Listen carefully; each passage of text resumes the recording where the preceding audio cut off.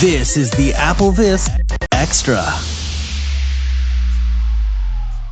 Hello, everybody. Welcome to another AppleVis Extra. I am Scott Davert, coming to you from the other side of the country. From the last time I recorded an Extra, I'm actually on Long Island this time around.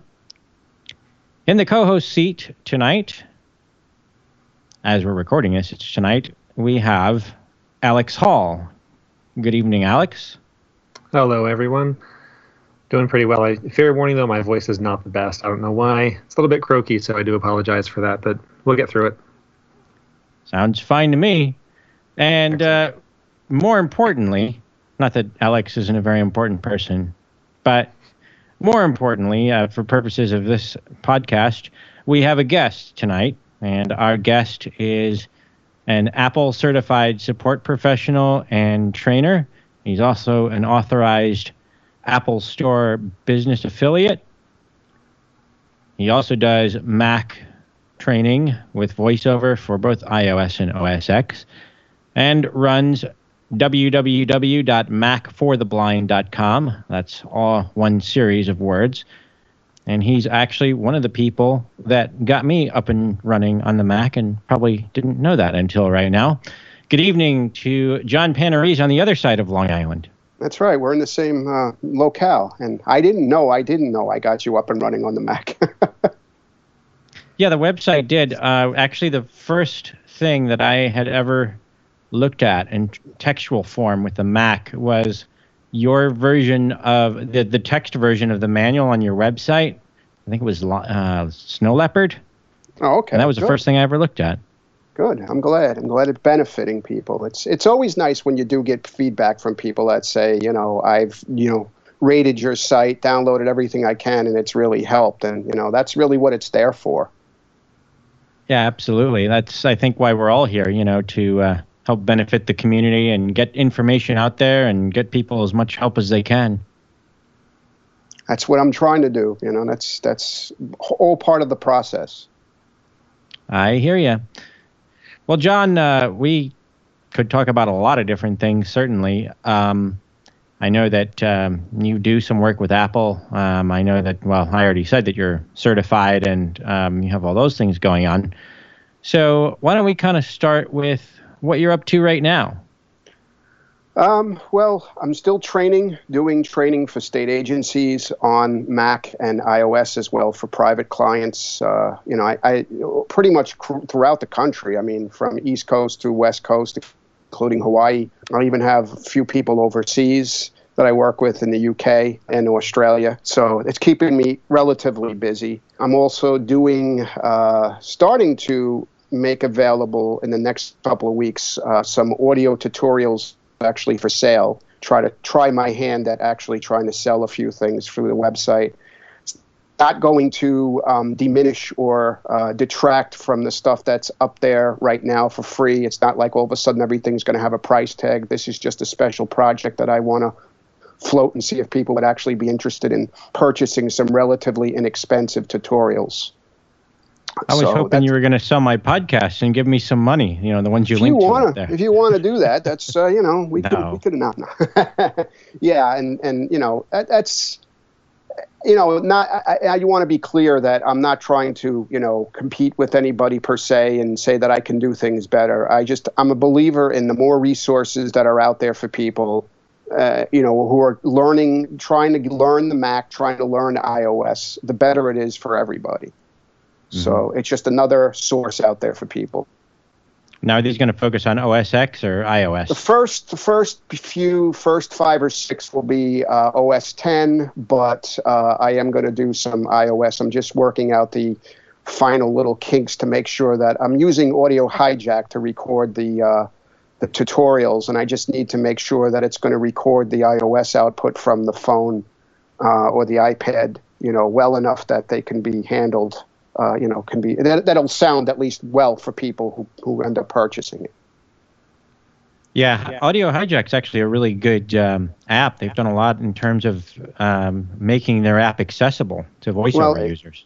It's the first time I'm using it, and I will give full props to Darcy Bernard, who really got me up and running with it. I sort of threw him an one day when it was suggested to me. I get stuff edited through P&D Audio, Patrick Perdue and Derek Lane's company.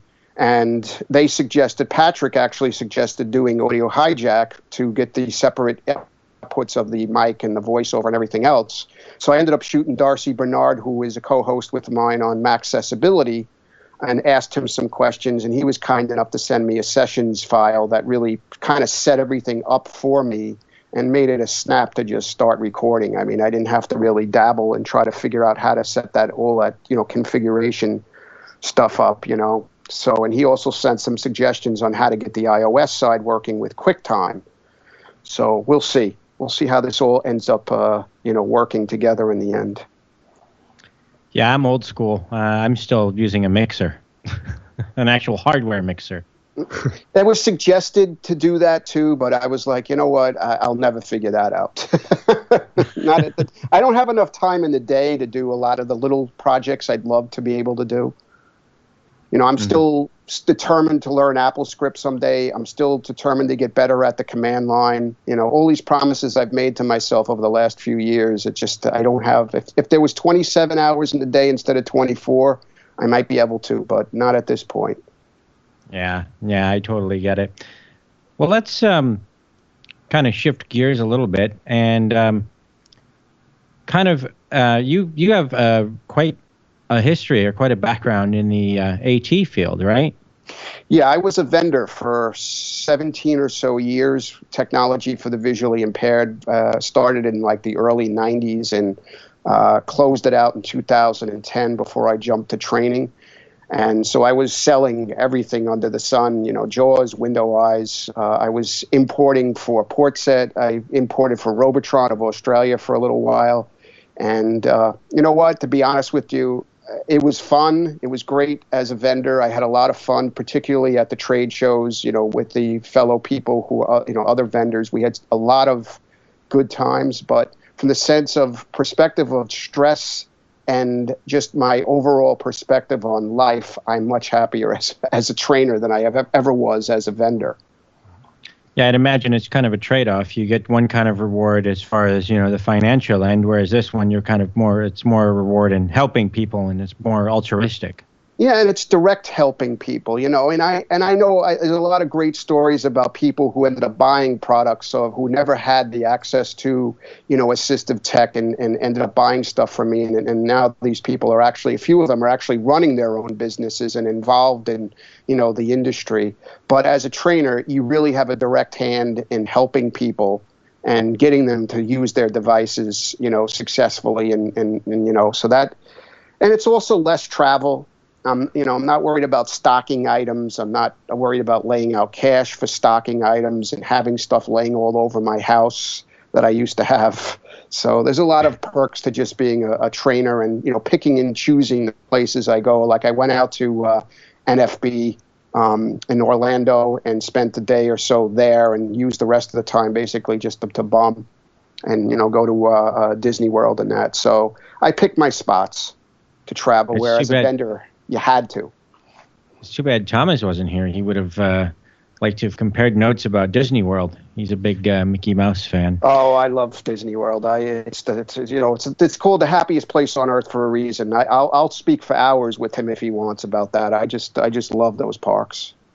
Now, John, I'm just curious. You said as a vendor you sold everything under the sun, and now you're training. Are you training only on Apple, or are you still training for Windows? No, I still do side work for Windows. I mean, Mac and iOS are my main focuses, but I certainly, if somebody asks me to do JAWS or Windows Eyes training, I will definitely do that. I do have, working through Helen Keller National Center, the I Can Connect program.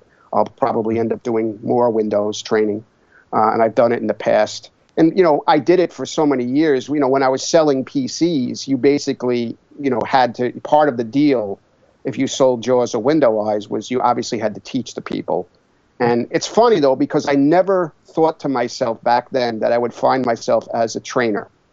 And people would say, oh, you should really get into the training business. And I used to sort of laugh at them and say, I'm not a teacher. I can't teach people. I'll do it to support the product that I sell, but I could never see myself as an instructor full time. And it's very ironic that that's what my business, my full-time career is now, and how much happier I am doing it than I ever was as a vendor. So what forced your hand? The industry just got really tight as like the middle 2000s, 05, 06, 07, the handwriting on the wall started to get a little clearer as far as, everybody was sort of circling the wagons, Freedom Scientific, GW Micro, all the companies, Humanware, people were going out of business. I knew a lot of small vendors like me who were basically jumping to either bigger companies or leaving the field entirely. And it got to a point where I sort of had to look in the mirror and I could say to myself, I could either try to keep doing this and end up putting myself in debt up to my eyeballs, or I could get out while the going was good and find something else to do. And realistically, to be honest with you, I had washed my hands of the assistive tech industry. My plan, quote unquote, was to get a mainstream job, either working at an Apple store or doing some IT work someplace. I never intended or believed that I would still be doing assistive tech stuff as a trainer and end up, Apple becoming such a, primary, force as far as that goes. So as far as Apple, that was kind of my next question, actually. What pushed you from supporting everything and selling everything to mostly doing Apple stuff and getting all these Apple certifications and working so closely with Apple itself? I got fortunate enough, thanks to my father, who passed away back in October, but he was, he had retired from the fire department, New York City Fire Department in the early 90s, and ended up sort of being my partner, for the lack of a better way. As I traveled, he was retired, he had nothing to do. So, we used to travel to the different shows.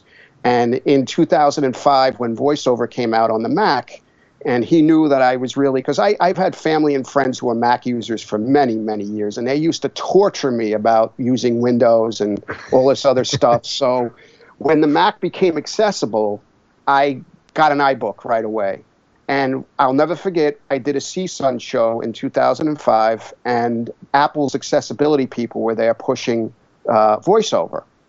And I had said to my dad on the flight over, I said, I really would like to talk to the accessibility people, because I just think that Apple, I just kind of sensed that Apple was going to be doing, big things as far as the blindness, community was going. And it wasn't obviously on the radar yet at that point.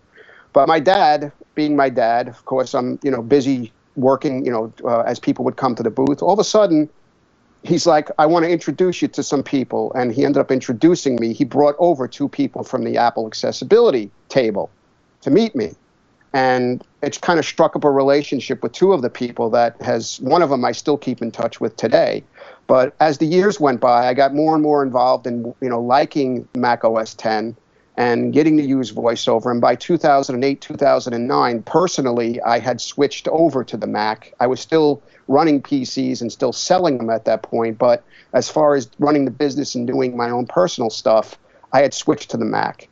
And then when I closed the business, a friend of mine said to me, well, while you're looking for a mainstream job, you love the Mac, you love iOS, why don't you put up a website and, keep yourself busy, put stuff up there, and put a blurb about training people. I said, I don't want to train people. I'm not going to train people. He's like, you can make extra money. What's the difference? You can do this over the phone, do it, over the internet, whatever. So I did it. And I never expected within the first couple of weeks of putting that on my website that I could train people. I got contacted by 2 state agencies and about 5 or 6 people looking for private training. So by the end of the first year, I had about 6 state contracts, and I was carrying probably 8 to 10 private clients at a given time. So within a year, I was like, okay, maybe I can make a career of this. And then the idea kind of hit me sort of little by little that I sort of saw that what was going to happen was that people, like with Windows, you're going to have people all over the place saying, I can train you in the Mac, I can train you in iOS. And what was going to set me apart from anybody else, other than the fact that I was one of the first people to do it? I mean, you can't really live on that particular, whatever standpoint. Yeah. So my brother had taken the OS X Snow Leopard certification. And he said, why don't you get certified? He said, if you get certified, you could put that on your website, put that on your business card, and that really says something that Apple certifies you as, as a support professional, et cetera, et cetera. So I talked to one of the people that I knew from Apple at that time, still from the accessibility days, and I asked her about it, and she said, yeah, why don't you do it? And she gave me some information, and I ended up doing some research on my own. I got in touch with a center here in New York City, NovaWorks, as far as taking the exam. And I studied on my own for 4 months, and I had no idea what was going to happen. And I went in there, and I got a 92.5. Wow. And the next year, that was for the Lion certification. And then the Mountain Lion certification, I took it again, and I got a 92.5. And the guy said to me, you don't have to come in here every year and do this, He said, you got the certification, you're an authorized trainer. As long as you keep up you keep up with the OS and you keep reading the guides, maybe wait for the next, maybe the third or fourth one to come along. And then if you want to, brush up and certify again, but you don't have to keep coming back to me every year. So, I basically am, at this point certified. And the rule that I understand is that from Apple's standpoint, if you score over a 90, you can also call yourself an Apple certified trainer as well as a support professional. So I've been teaching the Mac 101 course since I got my certification in Lion, and I've worked with about 7 or 8 private clients, a couple of state clients, and now I'm doing an online course with the Fedora Outlier people that is going to start this week to teach people to prepare them for the Apple certification course test. Well, let's be clear about one thing with this. It's not certified as a voiceover trainer. This is like mainstream. This is mainstream. There is no certification for voiceover. Apple basically told me, they gave me their blessing in the beginning because I had asked them when I started training, can I call myself a voiceover trainer? And they told me, sure. And I said, well, what happens if I get questioned by a state agency? What makes me a certified trainer? And they basically said, well, write to us if there's any controversy and anybody wants to challenge that, that you're a trainer. But there is nothing for a voiceover, it's not like, like Window Eyes and JAWS where you can become a certified instructor through their products. Mm-hmm. Apple does not have a voiceover, at this moment, and as far as I am aware, they don't have any plans to have any certification right now. But in the certification that you took, was there voiceover material? It's definitely mentioned when you do the section on application, learning, dealing with applications and troubleshooting applications. They do a whole section on the accessibility features of OS X, and voiceover is certainly taught to certified support professionionals. So it is definitely, it's not skipped over. Let me put it to you that way. So there's an awareness of what it is. If a sighted trainer comes to a client who has a visual impairment, they're going to be able to say, "Oh yeah, you can do this," but they might not know. They're not going to know how details of QuickNav, that kind of thing. Right. Yeah. But they'll know it exists, and they'll know how to turn it on, and they'll basically know what it does. Okay.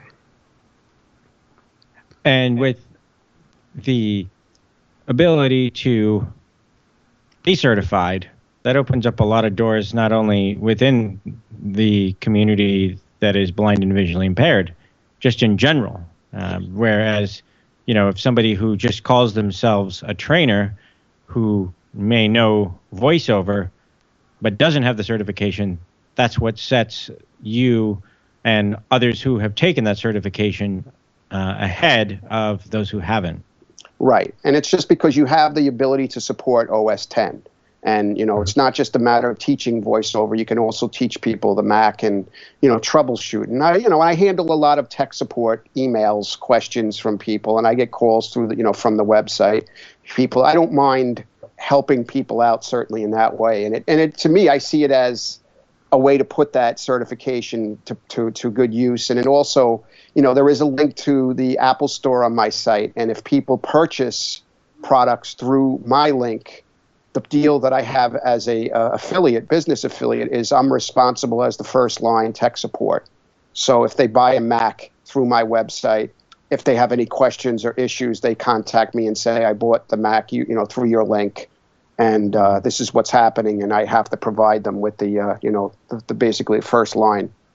And just to clarify, a business affiliate is completely separate from having a training certification? Yeah. Business affiliate is just that you get a small commission. You have a link to the Apple online store, and anytime somebody purchases an item through your link, you get like a small commission depending on the product. It's not more than like 5%. Okay. But the deal is that you then have to provide them with the tech support. It's not like a value added reseller. That's completely different. That's when you actually buy stock product from Apple, and you get like I don't know, I think it's 20% or 25% or something like that. Mm-hmm. So what does one the authorized Apple Store business affiliate, that's what this is referring to, right? Yes. And how is that different? I assume there's a process involved there too, right? You can't just be like, oh, I'm going to throw a link up on my site now. No. You have to actually contact Apple. You got to fill out a whole lot of paperwork. And it helps that, like I said, I kind of had a bit of an advantage because I've been dealing with Apple and working with Apple for so long that, I got sort of, I guess you'd say, vouched for, by some people. And, it's like I said, a value-added reseller. You have to sell, I think it's $250,000 worth of product per year to get recognized as a value-added reseller. I'm never going to, get even a fraction to that. Mm-hmm. So that was the best, alternative I had was the business affiliate program. It's on their website. I mean, if anybody's interested in exploring it, there's information on their website about becoming an Apple authorized business affiliate. You got to fill out a whole bunch of paperwork. There's an online application, and I think there's references and other things you need to do. It's not an easy process, but it's definitely doable for a blind person. Now, is that process free, or do you also have to pay a fee on top of that to become an affiliate? There might have been a small fee attached to it for the processing, but I don't honestly remember because it's been several years and it might have changed. I don't want to say anything and people come back to me and go, well, you said, I'm not sure. I think there was a small fee involved, but it could, a lot might have changed, and the process might have changed. I haven't looked at it in a while. So with that, it's a fairly comprehensive deal. I was reading up a little bit on it earlier. But before we get into the actual specifics, are there, certainly one of the questions that everyone's going to want to know is, are there costs associated with it, or is it just a lot of study time? Well, buying the guide is the first step. There's a training guide, an Apple Pro Training Series guide that you can get through iBooks, or you can get it from peachpitpress.com. It's the Apple Pro Training Series, OS 10 Yosemite Essentials by Kevin White and Gordon Davidson. Mm-hmm. It's probably about $50 or $60. I don't remember what the cost is. You get it as an ebook. You can get study material and stuff all included in what you pay. Now, people will tell you to go get the testing kits. There's like $150 testing kits. Don't waste your time, folks. Just buy the guide. Sit down with the guide. You're going to have to read it cover to cover and take notes and just, learn the guide. There is an iOS application called Revise IT that gives you sample exams. I don't remember if Revise IT was free or if it was 99 cents, but it's certainly a fraction of paying for a testing kit. Mm-hmm. So, it's once you have the guide, study it, take your time with it. It's not something, I took me 4 months to prepare. Wow. And, I also keep in mind I was doing that while I was training people and other stuff at the same time, but it took me 4 months. The exam is going to cost you $150 to take. It's an 80-question multiple choice exam. Now, the problem is, from a blind person's perspective, is there's screenshots that you have to have a reader.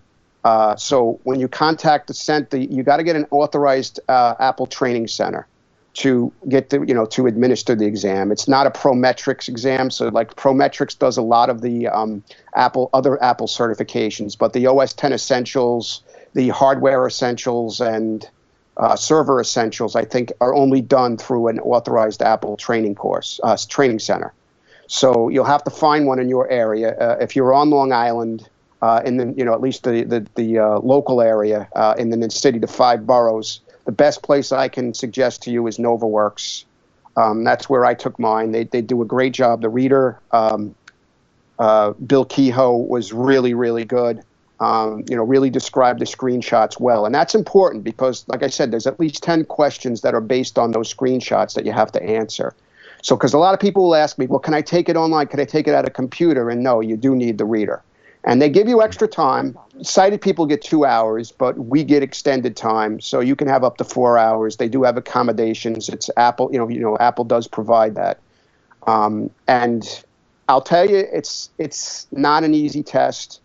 It's not. Is it the most difficult technology exam out there? I don't know. Somebody was telling me privately that there's a certification for Linux servers or something else that's even more intense. But as far as I'm concerned, from my experience over the years, and I took the social work, what is that called? The MSW certification when I got out of grad school.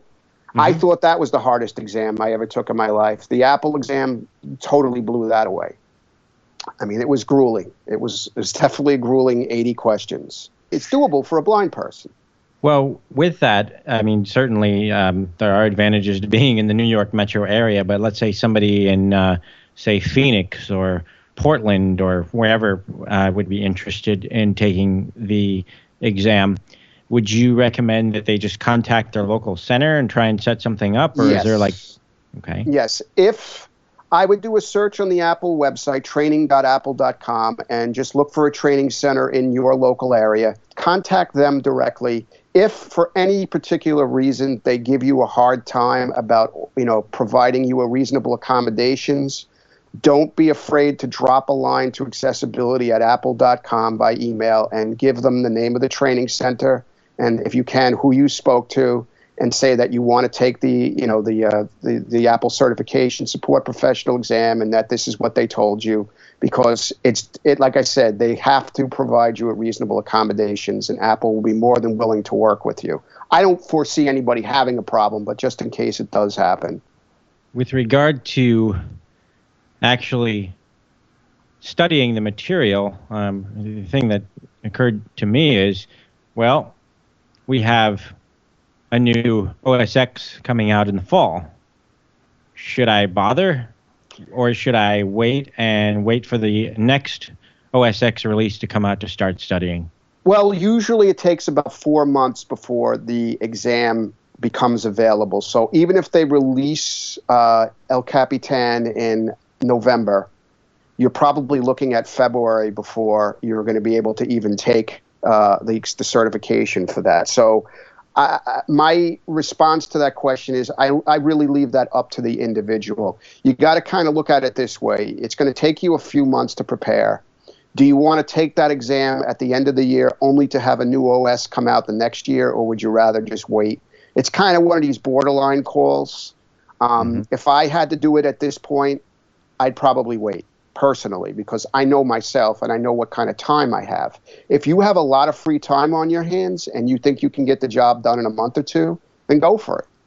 And also because people would definitely call me on this, but I do have to mention Apple does provide a intensive course that you can take at Apple certified training centers.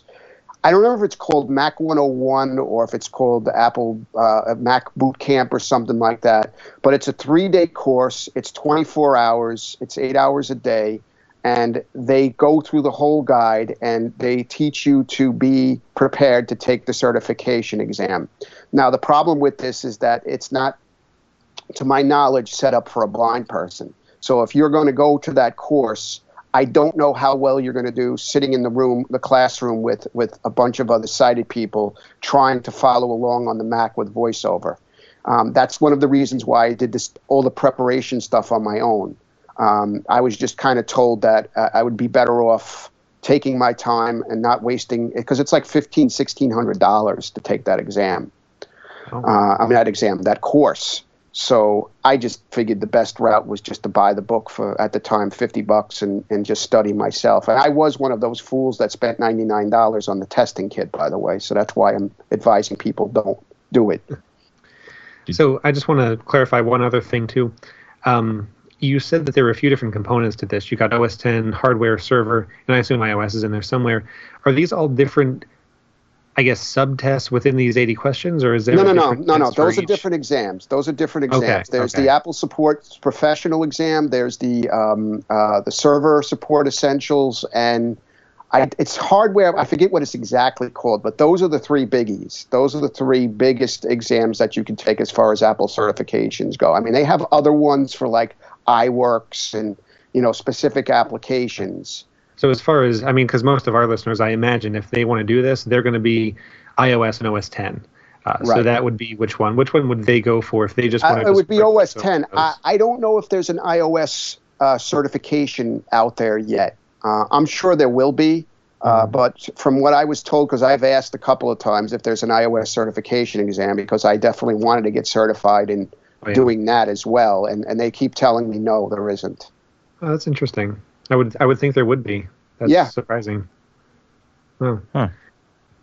And they never touch on iOS in the Mac side of things at all. Like the Mac certification is strictly OS 10. It's strictly OS 10. It's 9 sections. It covers everything from installation to configuration all the way up to like shutdown, restart, applications, data, file storage, all that stuff in between, time machine, so it covers all bases of Mac OS 10. Oh. So if you're somebody that's going into this wanting to get certified, what I'm getting from this, which may seem obvious to you and I, but it may not be obvious to some of our listeners, is you better have a really darn good grasp on how voiceover works and how that plays out possibly, in terms of what somebody might be seeing on the screen. Yes. And, you got to really, when I offer the course privately to people, I say to them up front that you should have a lot of voiceover experience because, I've taught voiceover and the Mac 101 course sort of consecutively, and I really give the two guys who did this a lot of credit because they learned voiceover first and they jumped right into the Mac 101 course right after that.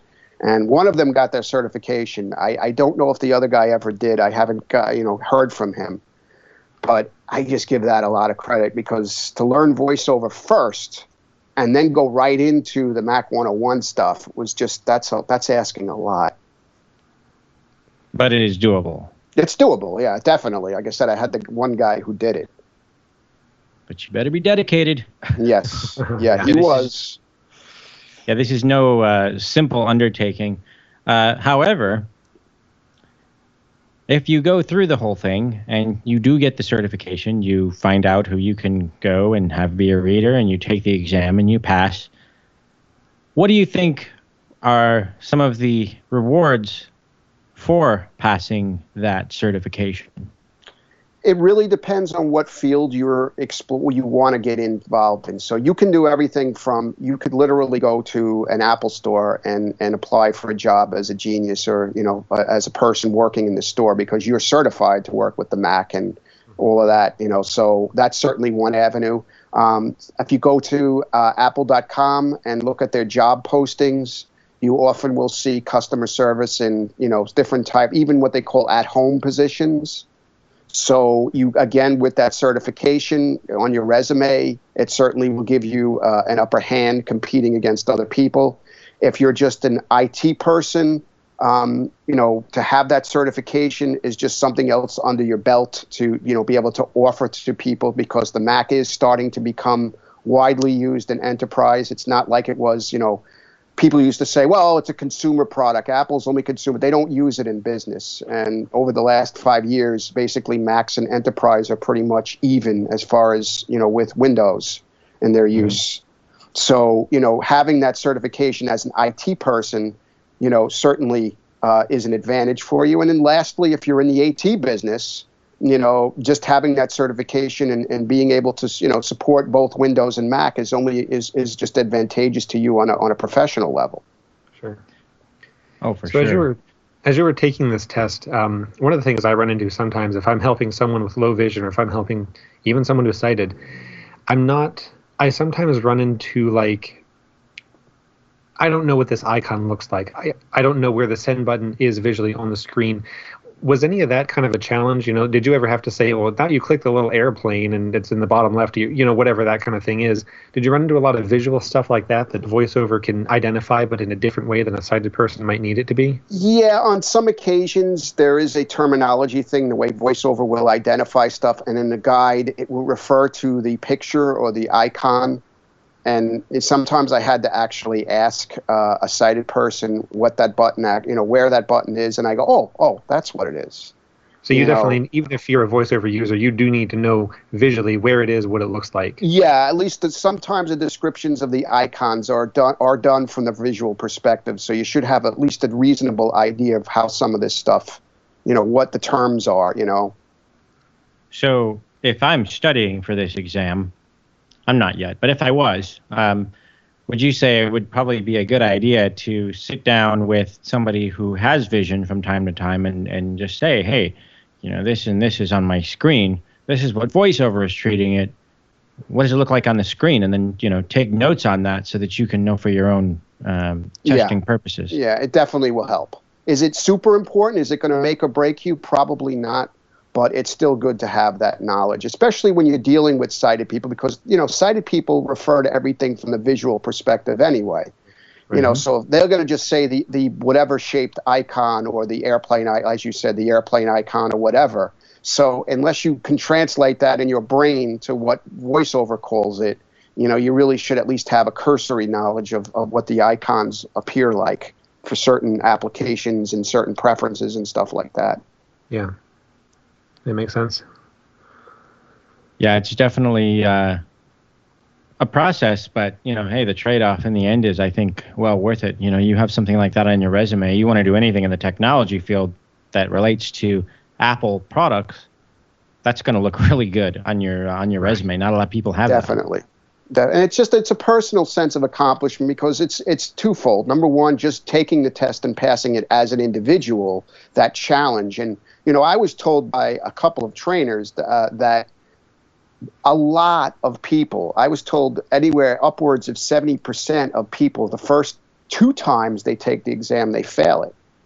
So for me to pass both exams on the first try, that was just a sense of an accomplishment. But then on top of that, as a blind person, that just really made me feel great. And it's not a sense of arrogance or anything. It's just the relief and just having done that, it really can't be described. It's really a great feeling to just know that you put yourself through that and you succeeded in the end.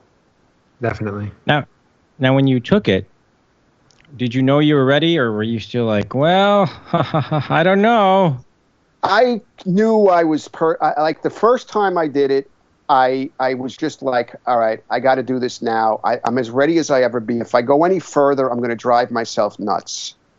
The second time I took it, it was really interesting because I think, because having the first experience, I was so calm and I was just like, I got this. And it wasn't, again, not arrogance or anything like that, but it was just that personal switch in me that knew when I was ready. I had been taking the exams. I'll never forget this. I had to do a presentation in Maryland for the Association of Blind Administrators, and I was asked to do a thing on the Mac. And while I was out there, I spent a couple of days in Silver Spring and in Baltimore, and I was sitting with my girlfriend in the Inner Harbor, and she was reading me. She was doing the Revise IT app, and she was reading me the questions, and I was getting them all right. And I took a couple of simulated exams, and I got hundreds on both times I did it. And I said, you know what? It's time. I got to do this now. So as soon as I got back, I made, arrangements to take the exam. And I just walked in there with just the feeling of, I just kind of, I don't want to say I was like 100% sure I was going to pass, but I just knew a lot better than the first time. I just kind of knew I was going to do all right. Did I think I was going to get a 92.5 again? No, but. Yeah, that's is that now your favorite radio station? Yes. 92.5, the Apple. Well, and there is something to be said for that. I know when I was studying for Morse code and getting that stuff out of the way in ham radio licensing, it was kind of the same for me. You take the simulation tests, you have somebody go over certain things with you, and you just know, okay, I pretty much have this down. Now is the time, and when that happens, you have to go do it before it passes. It's instinct. Right? You got to trust your instincts sometimes. That's the best way I could describe it. Now, if you hadn't passed, it would have been another $150 fee, right? Yes. Yeah. Unfortunately, you don't get that money back. No. But it's not like the $150 gets you 2 chances or something. It is $150 for the test. That's it. Yeah, there's no consolation prize. There's no. You get these gifts for before you leave. Not even a $25 iTunes gift card? No, unfortunately, no. Well, and people might say that that's a lot of money, and, to some extent, they're right. It is a lot of money, but any kind of certification that you go and get, I looked into getting my certification for rehab counseling. I have a degree in rehab counseling, and I looked into my vision rehab therapy certification. I have a degree in that as well. It's not cheap. You're looking at a good $600 by the time you go through the whole process. So really, there's no real shortcuts in some of these things. You're just going to have to invest the time and the money. That's it. Yeah. It's an investment. That's the important word. You're putting out the money now because you want it to help you in the future. And, it's like when a state agency sees the website and they see the certification, or I speak to people and they say, well, what sets you apart from anybody else out there?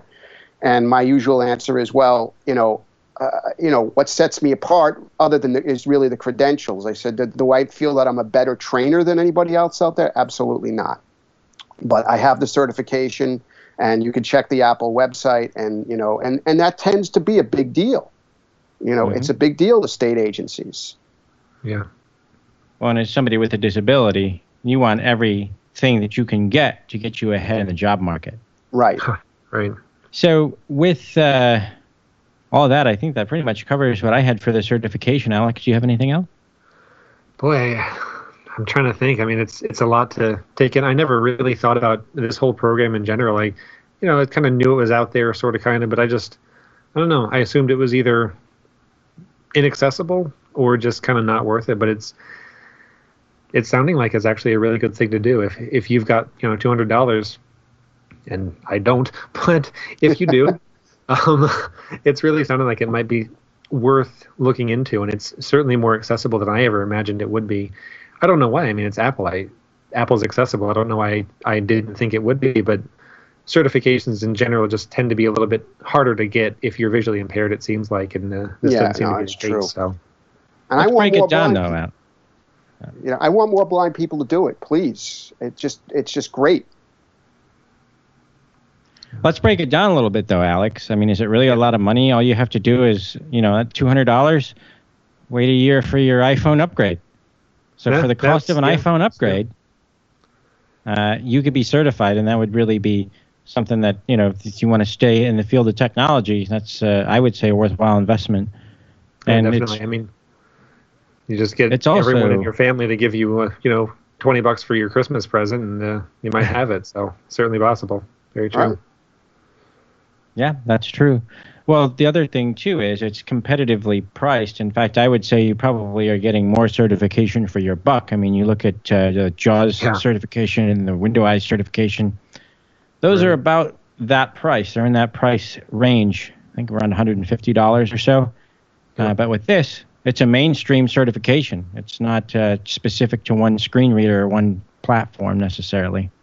Well, that's it, too. It seems like if you get this, if you go to work for, a Best Buy, an Apple store, whatever, you've not only got the mainstream certification that you've spent your $150 on, it's not a certification for one screen reader that most people have never heard of. You've got mainstream training for everyone. Plus, you can market yourself as, if your store gets someone with a visual impairment, I can help them too. Whereas a mainstream trainer who doesn't have the voiceover knowledge that I do couldn't do that. So you kind of have a 2-in-1. Absolutely. Well, John, this has been very informative for me. I would think for our listeners too. It's good to get the perspective of someone who is blind, who's gone out and done this certification within the mainstream. And it's really great to have you on. Do you have anything else that you'd like to add on the certification process, or anything we didn't cover? Well, like I said, I just really hope that people are inspired to do it, because it's doable. And if I can pass, other people can do it. I'm not special. It's just, I prepared myself. I knew what I was in for. And as long as you understand the road that you got to travel, I think the more blind people that do this, the better it is, for us overall. It's just, I think people, if you're on the fence and you're contemplating it, I would definitely give even more thought and definitely consider doing it. Absolutely. I mean, I'm actually thinking about doing it more now. I'm not sure I'm going to fit it in my busy schedule yet, but, hopefully. Well, is there anything else that you wanted to cover in general, John? Anything else about Mac for the Blind, or anything that we didn't get to that maybe doesn't even necessarily relate to the certification? Well, just if people are interested in, training, getting, whether it be for the certification or just in voiceover in general, there's information on my website to, get in touch with me. And as I said earlier, the resources that you find up there in the demonstration section and the documentation section is certainly, for free downloads. And I hope that when I do put the tutorials up there, I hope people do consider purchasing them, because, like I said, I'm more or less floating this idea. And I guess what kind of reaction I get from the general public is going to determine how far I really run with it. Mm-hmm. Sure. And do you want to say what is the first tutorial that you'll most likely release? There's going to be an introduction to voiceover that's free. It's just to sort of whet people's appetite, give an idea of what to expect from the tutorials. And then I will have a tutorial on the voiceover utility, interaction on the Mac, and the Finder, getting up and running with the Finder. So those are like the immediate ones that should be on the site probably by the end of the week at the very least. Oh, nice. Wow. Well, I'm looking. That'll be good, because the basic voiceover tutorial that gets launched, the first time you launch voiceover on a Mac, I mean, I guess it's good, but it's really outdated. Yeah, and I try to be very comprehensive. And, the thing I try to do with the tutorials, even though we're obviously up to Yosemite, I try to be as general as possible so that it doesn't matter whether you're using snow leopard or lion or mountain lion or mavericks. I'm hoping that you'll get something out of the tutorial. So it's not like it's specific. If I'm running snow leopard or if I'm running mavericks, I should get this tutorial because John's using Yosemite. And I try to stress within the tutorials themselves that this does, if it applies to a specific OS, I will say so. But I'm trying to be as general as possible so that people get the most out of the information. That sounds good. I mean, that's what a lot of times we have to try to do that, because it is so. You're not going to record a new one every single year. It just wouldn't make any sense. Right. And the thing that I love about the Mac is it tends not to change very much. Mavericks introduced file tagging in the Finder, which previous OSs didn't have, but Command 1 through Command 4, they still work. Most of it is applicable way into the past and probably way into the future too, which makes training a whole lot easier. Right. With that, I kind of actually want to loop back a little bit. Is it a fair assumption to say that if I pass the certification for Yosemite, most of the core components that I learned for Yosemite are going to apply to Okapitan, correct? Yeah. So what I do is I usually get the next guide and I read the guide, and they'll tell you in the guide what has changed. So I always try to stay current. I always purchase the guide and I read through it from beginning to end, because like I said, I do teach it to people. So I have to be aware of what has changed, from, let's say Mavericks to Yosemite. So, as long as you buy that guide, it's going to be an investment every time a new OS comes out. But, that's what you got to do if you want to stay current. You mentioned that the exams take about 4 months or so to arrive after new OS launches. How long do the guides take? Read through the guides? No, like when Yosemite came out, You said about 4 months after that, then the exam for Yosemite was ready. Yeah, they How come long out after about that the was same guide time. ready? They come about just about at the same time. Maybe the guide comes out maybe 2 weeks before you start to see the exam become available. Okay. Got it. All right. Well, John, thank you very much for coming on to the AppleVis Extra. We really appreciate the valuable information that you've given us. It was very helpful for me to get a little more insight into the certification process and to kind of know the man behind the website, as it were, for me anyway. Thanks. All right. Well, that's going to do it for this AppleVis Extra. Thank you all for tuning in to the podcast. If you want to check out more of John's work and what he's up to, you can visit him at macfortheblind.com. That's all one word. Is there any other contact information you'd like to give out, John? You could also email me at John, John, at macfortheblind.com. You can follow me on Twitter at macfortheblind. The information to contact me by telephone and such is on the website. And that website is spelled the not with the number 4, right? It's no, it's macfortheblind.com. Great. All right. From AppleVis.com, this is Scott Davert saying so long. Thanks again, John. Bye-bye, everybody. This podcast has been brought to you by the community of AppleVis. For the latest in resources and tips and tricks to help you get the best experience from your Apple device, visit us online at www.applevis.com.